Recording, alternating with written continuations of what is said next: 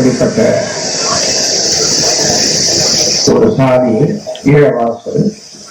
அந்த சாதியிலிருந்து 4 முதலமைச்சர்கள் வந்திருக்காங்க. 4 முதலமைச்சர்கள். எங்கே நல்லா குடிங்கோ, குடிச்சீங்கன்னா உங்க ஜாதி முன்னேறிடும். எவ்வளவு உற்பத்தி பண்ணுவாங்க. பீர் வேணுமா, உஸ்கி வேணுமா, கிஸ்கி வேணுமா, ரம்மு வேணுமா, ஜிம்மு வேணுமா, அது வேணுமா, இதுதான் நாங்க தாராளமா உற்பத்தி பண்றோம், குறையெல்லாம செய்யறோம் அப்படின்னு இங்க குடிக்க வைக்கிற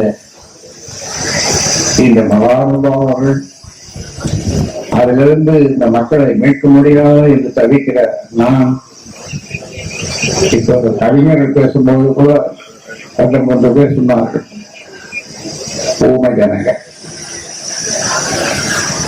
முதல்வர் ஸ்டாலின் அவர்களை கோட்டையில சந்திச்சு 35 நிமிஷம் அவர்களுக்கு வகுப்பு எடுத்த 10.5 சாதிவாரி கணக்கெடுப்பு.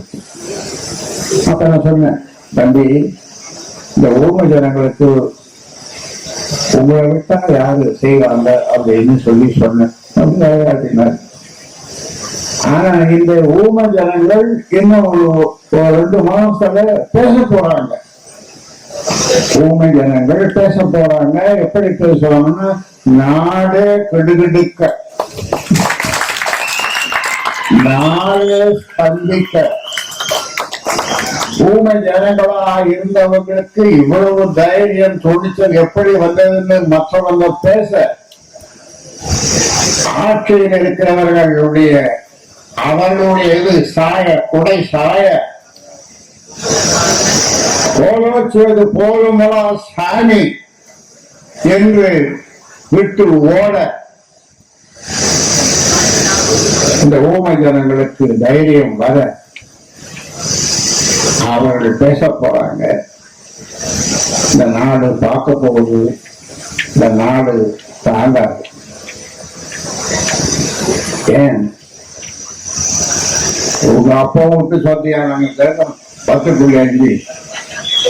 இது எங்க நாடு, எங்க பூமி, எங்களால வந்தது, எங்க மண்ணு.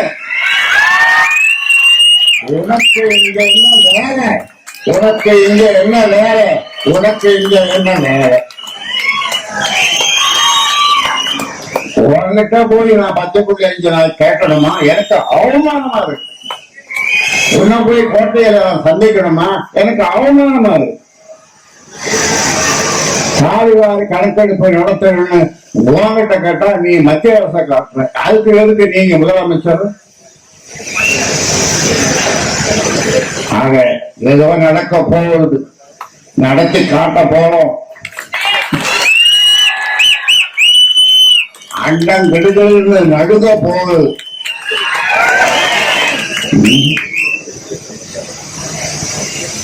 ஆக குழந்தைகளே, பிள்ளைகளே, நீங்க நல்லா படிங்க.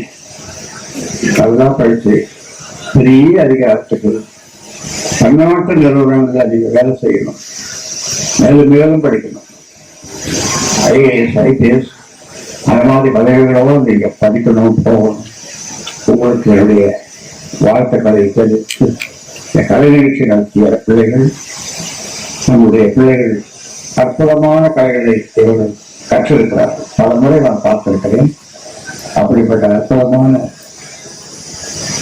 கலைஞர்களே இந்த கலை வடிவமாக விளங்குகின்ற இந்த பிள்ளைகள், அவர்களுக்கு நம்முடைய வாழ்த்துக்களை தெரிவித்துக் கொண்டு விடைபெறுகிறேன்.